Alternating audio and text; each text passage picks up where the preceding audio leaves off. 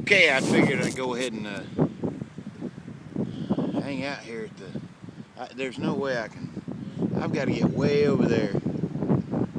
This is my favorite island, 16 Island, and I found a place where somebody's built a fire, and they were kind enough to leave some dry firewood with it. So what I'm gonna do? The wind is so fierce right now. I don't know if y'all can see my canoe there to the right of the sunset, but my flag is bowing almost to the tip of the canoe.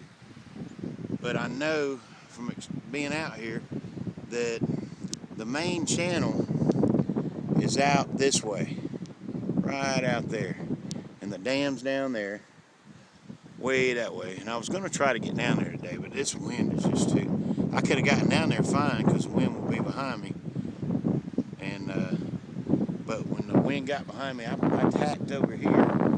I came out of the channel over here, and I tacked my way left and right, hiding behind the islands, and I finally got balls up enough, and I shot out here in the middle of this, and I had to swing way over here, and then turn into the wind behind me, and man, I'm telling you, that motor picked up.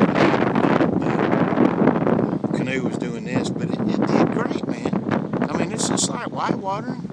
You know, you just got to know how to hit the waves, and you just got to watch them sideways.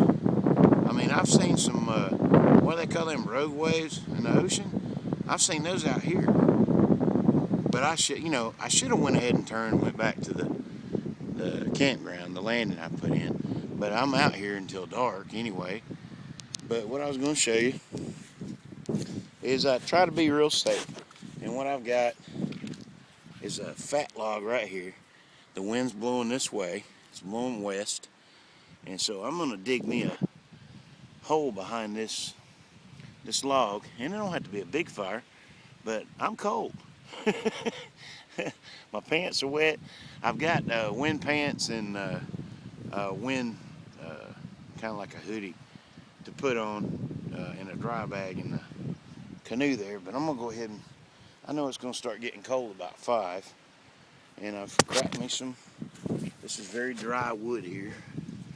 You know, I can pop it with my hands. You know, just, that's what you want.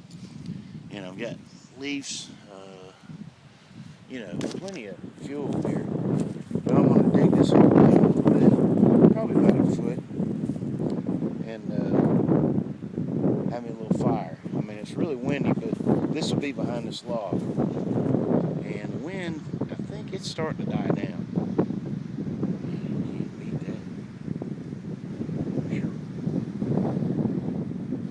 I got to find out if you can camp out on, you know, on these islands.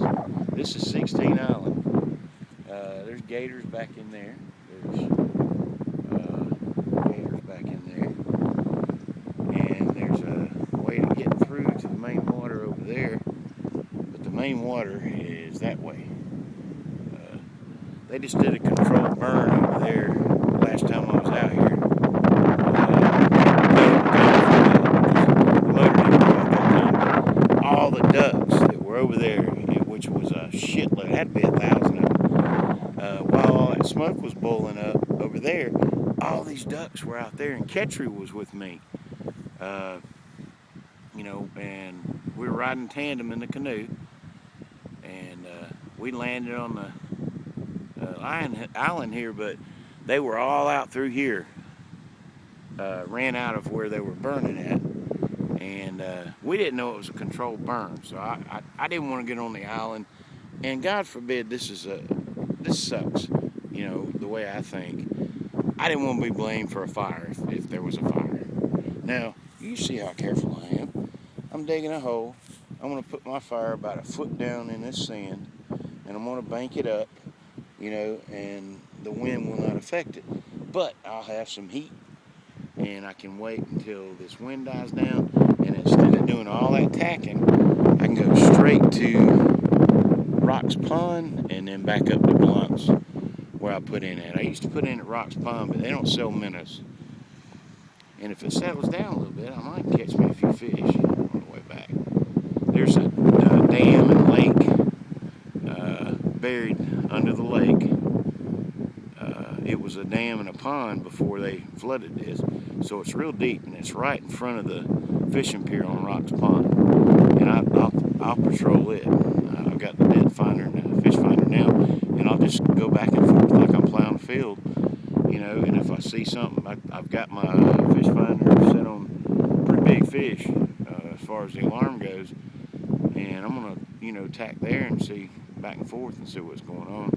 And I might just go ahead and you know, drop a minnow down for catfish if I can't catch no brim or crappie today. It's too windy for that. It's hard controlling this canoe and fishing and looking at the depth finder, especially when I was up in that canal. But it was nice, man. You know, it was really nice. The guy that I talked to was impressed with the setup. It's a nice piece of toy, I guess you want to say. But let me get this fire started, and I'll get back to y'all. Julie, I love you. This is where I want to bring you. I want to rip your clothes off and scatter you, and then hold you and talk to you softly and make you moist. You know what?